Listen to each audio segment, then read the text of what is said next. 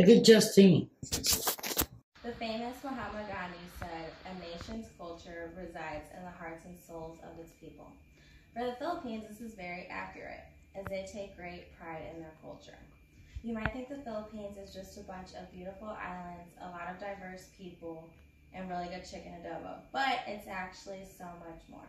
The Philippines is the 12th most populous country, housing over 102 million people. So for us, that means a lot of business that could happen.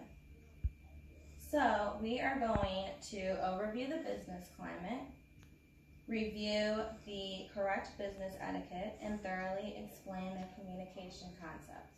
Culture is very important to know when you're dealing with business out of the country. In 2014, the Philippines emerged with the fastest growing economies in Asia. They have a GDP growth rate of 6.1%.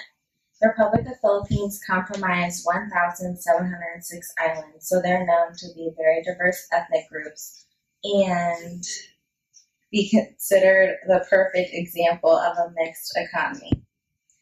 But while this all paints a beautiful picture of moving forward, there's still serious problems. The major issues are unemployment due to so many people living there, poverty due to unemployment, and poor infrastructure due to underinvestments.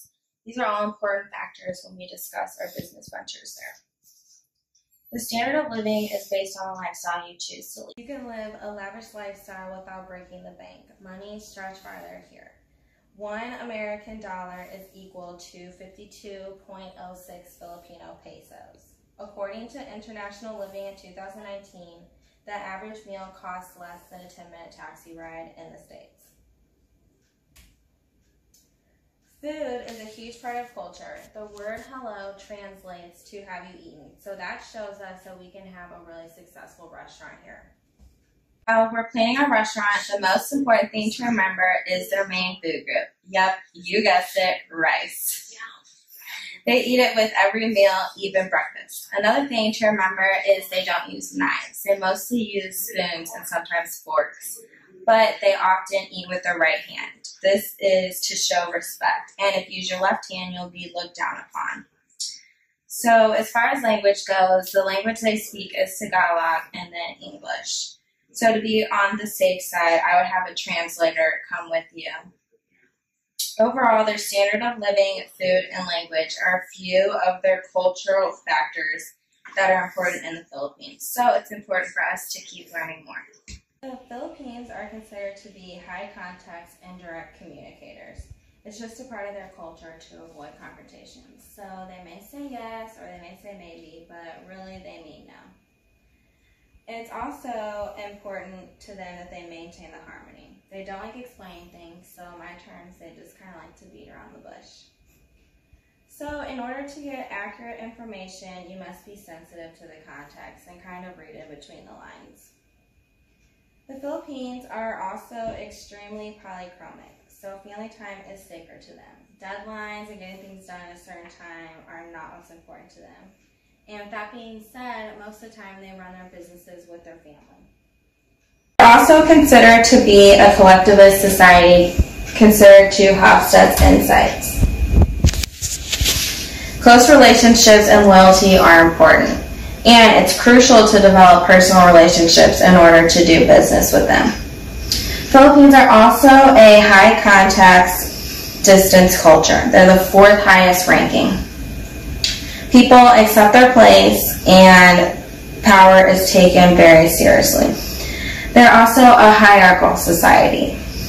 It's important when meeting about business that you must respect the boss. They're also considered to be a very masculine society, and this has to do with success and achievement. They live in order to work. So now that we've talked about the way they communicate in the business world, let's discuss proper business etiquette so that we make sure we behave and act appropriately.